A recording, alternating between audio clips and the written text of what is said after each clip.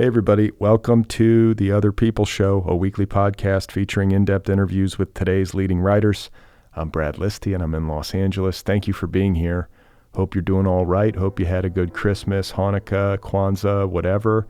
Maybe you did nothing. Maybe you were totally disengaged. Maybe you were free from the madness, existing in perfect equipoise, eating Chinese food, and it was just great. Or maybe you were bothered by all of it. Maybe it was excruciating, in which case it's over with.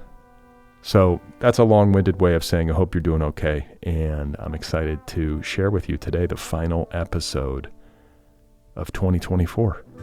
This is the last episode of the Otherppl Show for the year, and I'm going to be sharing with you my 5 favorite works of nonfiction of the year. And of course, I've got to issue the caveat that I read and enjoyed way more than 5 works of nonfiction this year, but I had to narrow it down for the purposes of this episode. I'm kind of playing along with the end of the year roundup rankings game.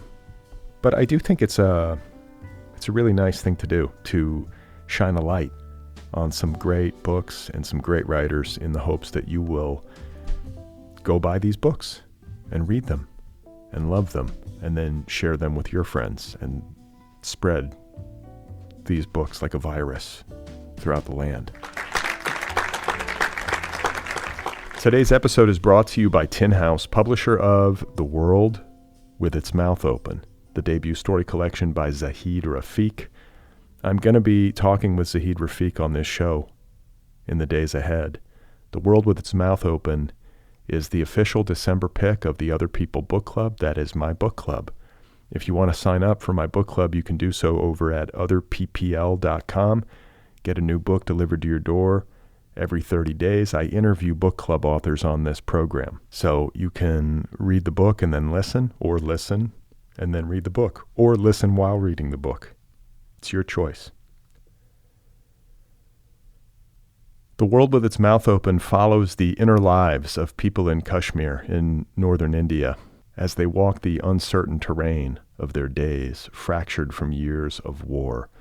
This is a remarkable debut, a book that bears witness to the human condition with nuance, heart, humor, and incredible insight. Once again, it is called The World with Its Mouth Open, the debut story collection by Zahid Rafiq, available from Tin House.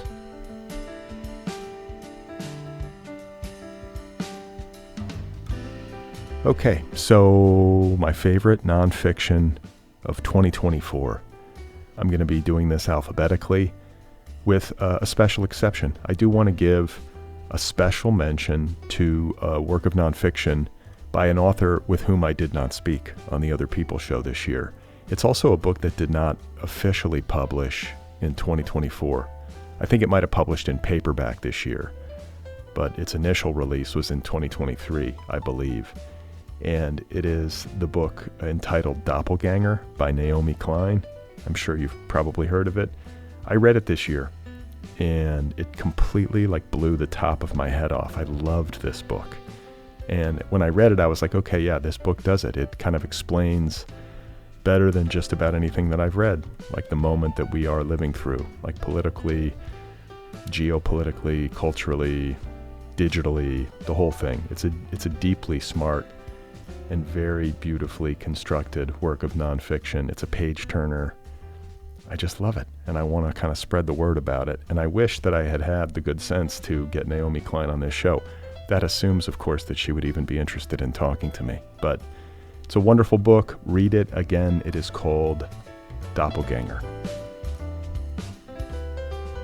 All right, so having said that, let's get to my 5 favorite nonfiction reads of 2024 by authors who appeared on the Otherppl Show.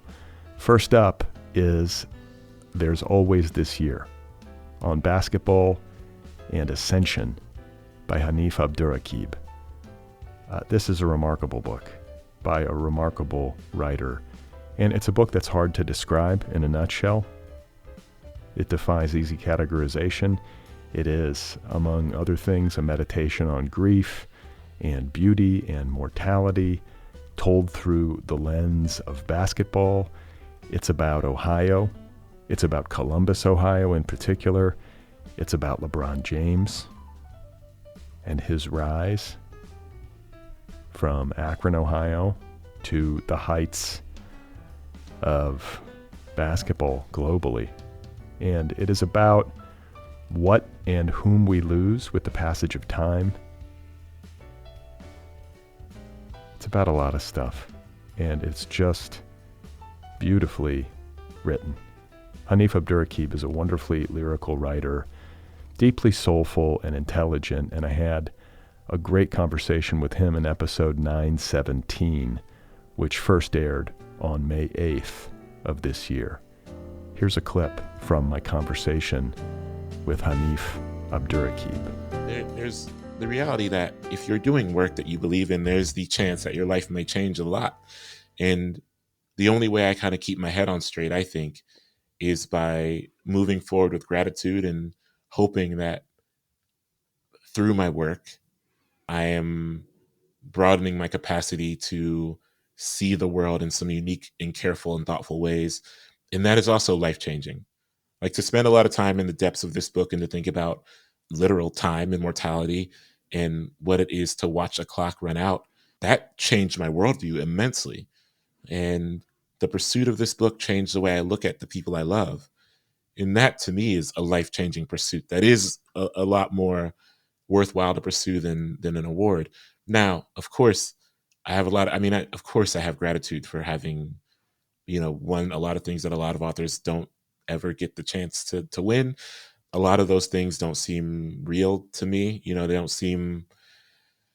They seem very strange, like the Wyndham Campbell thing this year. All that stuff feels strange. But, that stuff is fleeting. It's joyful, but it's fleeting. I don't remember who won a MacArthur last year, let alone the year I won. I don't, and it's not because I don't care, but it's just because I'm very much like, what are you doing now? What's the work doing now? And so that's what I'm in pursuit of. And that is also a life-changing pursuit. All right, that was Hanif Abdurraqib.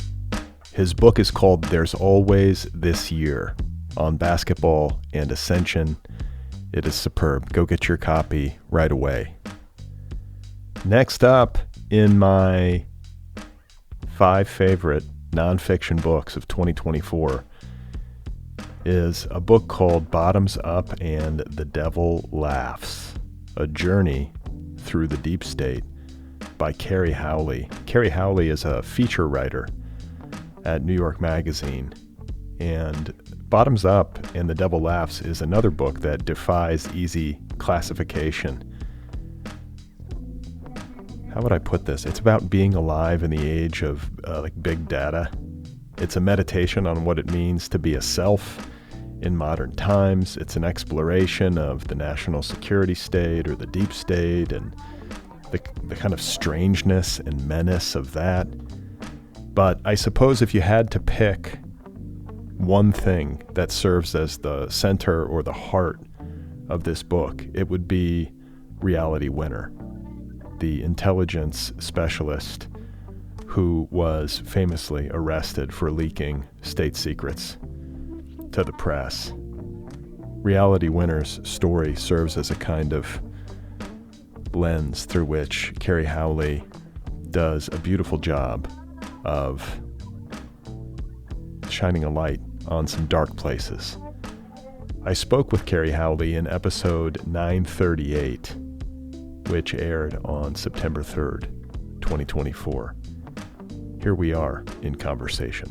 And a question that I sometimes have just as a citizen is like, well, how much power does the intelligence community in particular really have, and the military-industrial complex? How much power does it have over the executive and the legislature? Like, can a president really just pull the levers of power? What if a president did so in total contradiction to the interests of the deep state? What would happen? I don't know.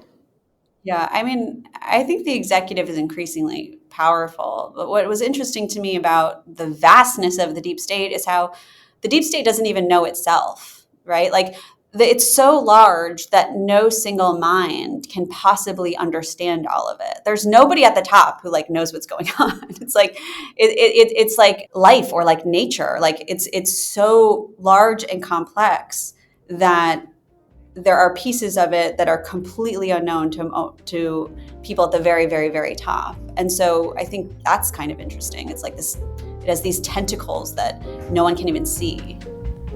Okay, that was Carrie Howley. Her book is called Bottoms Up and The Devil Laughs, A Journey Through the Deep State. It is riveting. A beautifully like braided narrative.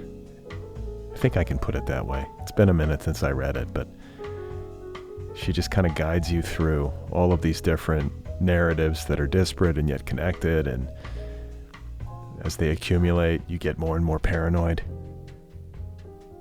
But in a good way. Like, it's good, it's illuminating, and it makes you think. And it's also just very like gripping and entertaining.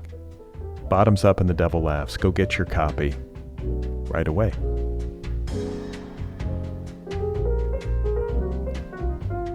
All right, so next up in my list of favorite nonfiction for the year 2024 is a memoir called Splinters, Another Kind of Love Story by Leslie Jamison.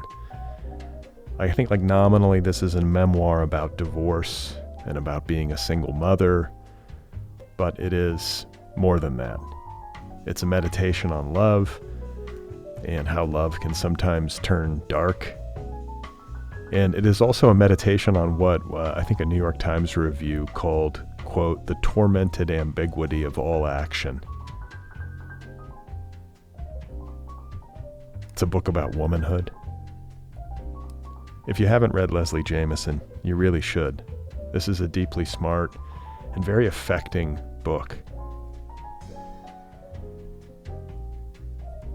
You can't put it down once you pick it up. It's one of those. I spoke with Leslie Jamison in episode 900, all the way back in February of 2024. Here's a clip from episode 900. I'm always motivated by some kind of question that feels like driving and urgent. And in the case of this book, it really had to do with simultaneity and like living both of these things at once, living new motherhood, living through my divorce, and the way that that often gave me these days where I was holding a lot of joy and hope alongside just a lot of loss and grief and anxiety. And it was really the kind of twining together of all of those feelings that was most interesting to me. Like how do all these things live in a life at the same time? How do all these things live in a day in the same time? So the book really takes place just over a 2-year period, the first couple of years of my daughter's life. And it's told in these kind of sharp little fragments, these small whittled pieces of narrative that I think of as splinters. The title is formal as well as emotional. But to your question about the kind of long arc of the work, it struck me not at the beginning of working on this project, but as I was sort of surveying maybe the first or second draft, it struck me that the book was about very different things than my work had been about before, because my life held different things than it had before, but that this interest in transformation had been with me all along. Like The Empathy Exams is very much a book of essays about pain as a engine of transformation. How are we changed by our own pain? How are we changed by encountering other people's pain? My book, The Recovering, is absolutely about sobriety as a threshold of transformation and how recovery sort of shapes how people live and how people make art. So this book has, the thresholds of motherhood and divorce are different thresholds, but that kind of interest in like when we go through something molecule altering, what parts of us stick around and what parts of us have to get totally rebuilt.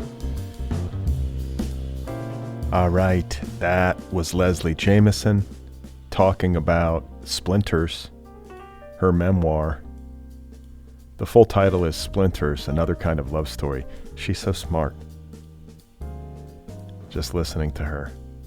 And it's a terrific book. I recommend it. Go get your copy right now. So next up, the fourth of my 5 favorite works of nonfiction, in no particular order other than alphabetical, is the debut memoir, No One Gets to Fall Apart, by Sarah Labrie. I tore through this book. It is about Sarah's life, her coming of age. It is about her family and her family history of mental illness. In particular, it is about her mother's struggles with schizophrenia.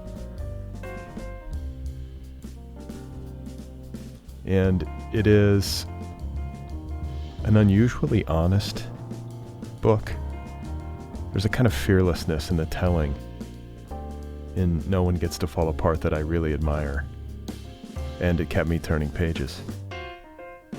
A very moving book about a young woman and a young artist coming of age and overcoming quite a lot and kind of defying the odds.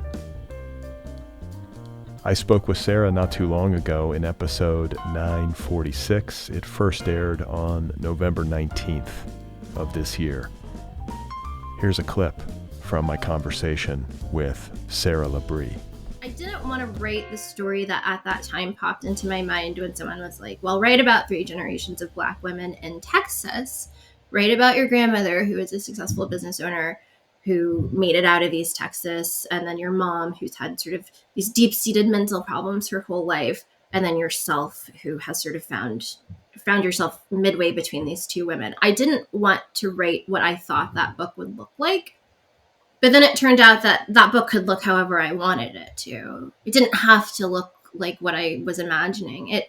So my entryway to this book, which starts with my mom on the side of the road thinking she's being chased by FBI agents, thinking she's under surveillance, 53 and experiencing a full psychotic break.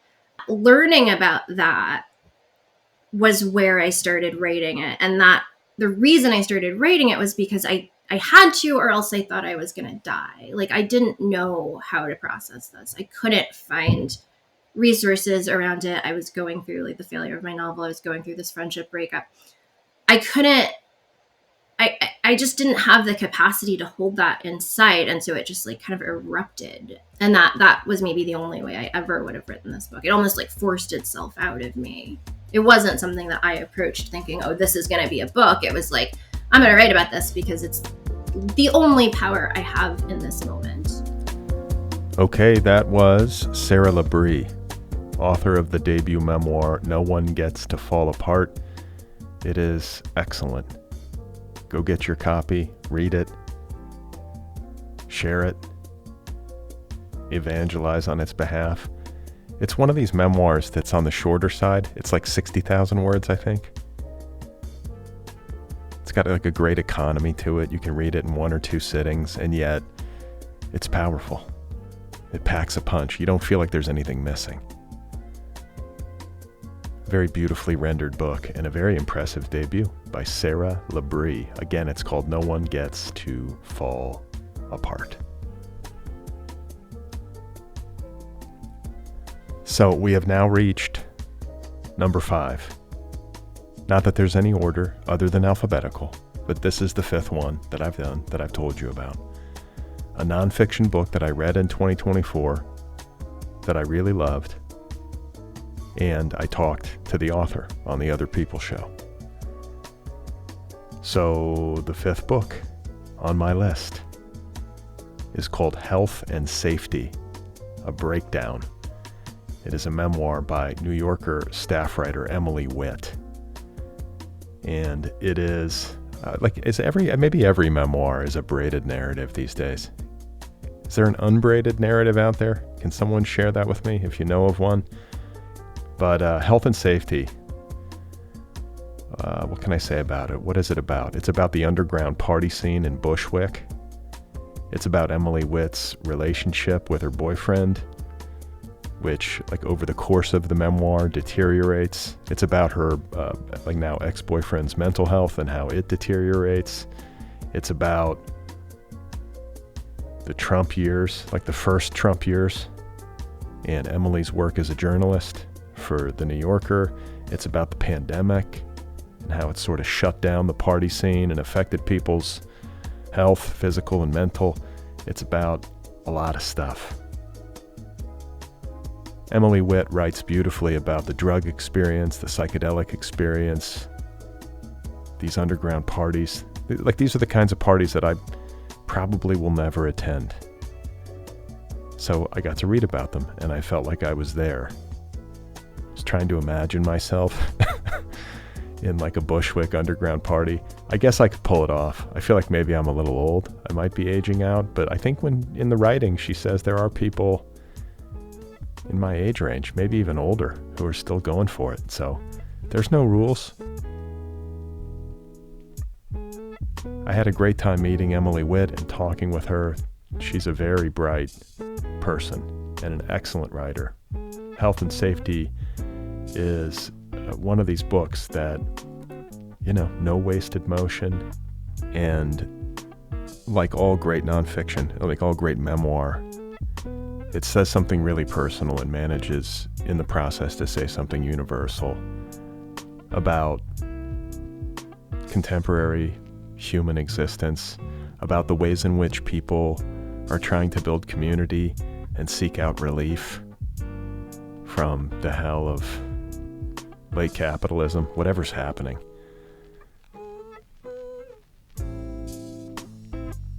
And you're just in really good hands in this book. I highly recommend it. And I had a great time talking with Emily Witt. Our conversation happened not too long ago, episode 941. It aired on October 8th. And here's an outtake. Ayahuasca was my first real prolonged psychedelic experience. Like, I had smoked some DMT with friends, and that was my intro, and that's the same active chemicals as you find in ayahuasca. So it gave me like a sense of the visuals, but then, yeah. And it was just because it was what was available. Like, as soon as I started being interested in this, it was just pretty easy at that time in New York to go up to the Catskills and find a scene of people that were doing ceremonies on the weekends. And yeah, so I kind of went into that and had a very, very powerful first experience. Can you describe what it was like, what was so powerful about it? Well, it was so all-encompassing. It wasn't an enhancement of my surroundings. It was almost like a recession into my own mind where the show was really fully going on. And I guess I was surprised that the hallucination took the form of an entity, and people had said that, but really did take the form of a guide or an entity that was kind of all-knowing and loving, and could kind of knew me as I couldn't really know myself, and was there to show me things about myself and the world that you know were basically dispensing lessons, and the lesson that I describe in the book was to let go of this kind of critical women's magazine voice, as I put it, that's always like, oh, you need to be doing this to your skin, and having this attitude and acting this way to attract men, and it kind of dissolved that. And just to interrupt, I apologize, but like, I've often read, and I think you say even in the book, that this manifestation of like a being inside of an ayahuasca trip is not something unique to you. This is something many people who take ayahuasca report, and they often report that the entity is female. Yeah, that's she's traditionally referred to as abuela or grandmother. And yeah, so there are really commonalities to it. And the people that lead these ceremonies kind of ideally know very well how the plant can work inside of people in all the different ways. But I've had my experience with it has been really varied. And at other times it's been pretty dark, actually. Like, even with abuela can be dark. Yeah, abuela will show you things that you might not want to know, or that, you know, I don't write about it in the book, but I did do ayahuasca almost immediately after my breakup. hoping that I would go into the experience and get some kind of solace or comfort. And the counsel that I got, such as it were, was just, there's no redeeming quality to this experience. It's just cruelty. There's nothing, there's no story to it. There's no explanation to it, which was really a painful, I thought I could go do ayahuasca and it would be kind of like all revealed to me why it had happened. And then it was just this kind of void, which ultimately, was correct. I mean, there was there's nothing to really learn from all of what had happened. And yeah, it wasn't like some kind of really negative experience. It was just telling, that was the lesson of that particular ayahuasca trip, and it wasn't wrong. Right. Yeah. Okay. That was Emily Witt. Her memoir is called Health and Safety, A Breakdown. I think you should read it. It's fascinating. You can get it wherever books are sold. Buy multiple copies. Disseminate them in your local community. And that is it for my list of 5 favorite nonfiction titles of 2024. Once again, I read a lot of books this year. I liked almost all of them. There's redeeming qualities in all books, I feel like. It's impossible to pick, but I did it just to do it and shine a light on some books. Thank you for listening this year. Another year. I think I'm in my 14th year. Yeah, 2025 is the 14th year of the Otherppl show. That's a fact that should terrify all of us.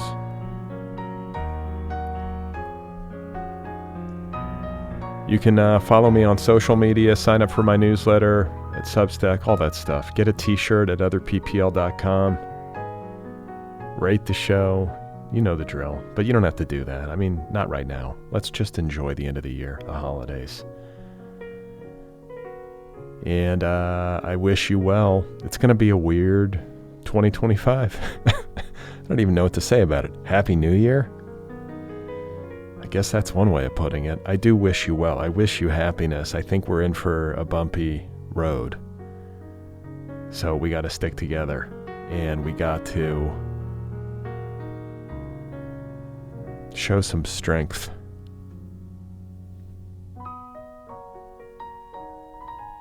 This song always gets me. How am I supposed to talk over this song?